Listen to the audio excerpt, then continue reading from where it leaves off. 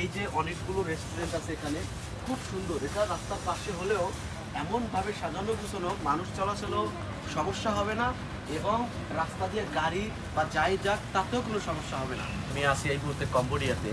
কম্বোডিয়ার সিয়াম রিপ, এই জায়গাটার নাম হচ্ছে সিয়াম রিপ। এই জায়গাটা খুবই সুন্দর এবং পিসফুল। কম্বোডিয়ার অন্যান্য জায়গাতে স্কাম হলেও এখানে এখন কোনো স্কাম নাই এবং হচ্ছে খুব ভালো একটা পরিবেশ। আপনারা যদি না আসেন বুঝবেন না যে কত নিরিবিলি পরিবেশ।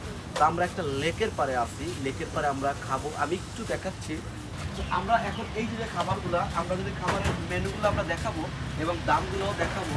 আমরা একটু লেকটা একটু ঘুরে ঘুরে দেখাই আর এখানকার পরিবেশটা একটু দেখাই। দেখেন এই যে লেক, এই পুরো লেকের পাশে এবং সবচেয়ে মজার বিষয়, এই সব রাস্তায় কোথাও এক বিন্দু ময়লা পাবেন না। আপনি চেষ্টা করলেও কোনো ময়লা পাবেন না এবং রাতের দৃশ্য আরও সুন্দর। রাতে এত ভালো লাগে দেখতে, রাস্তাঘাট একদম নীরব থাকে। আর এখানে আমার মনে হয় লোক একটু কম, মানে লোকজন রাস্তাঘাটে খুব কম দেখাচ্ছে।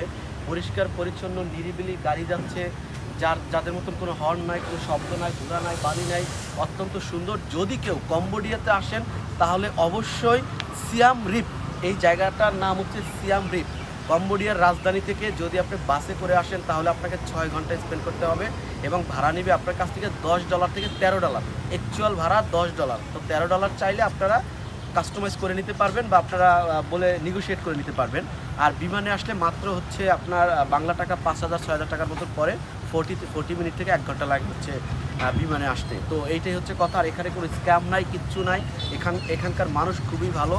বাট আপনি যদি রাজধানীতে থাকেন, পনুং পেন না কি যেন, আমি নামটা বলতে পারি না ভালোভাবে, ওইটা প্রচুর স্ক্যাম। বিশেষ করে ডলার আপনাকে দিবে, সম্পূর্ণ 2 নম্বর ডলার দিবে আপনাকে। এটার ব্যাপারে অবশ্যই সতর্ক থাকবেন, অবশ্যই সতর্ক থাকবেন। Thank you very much.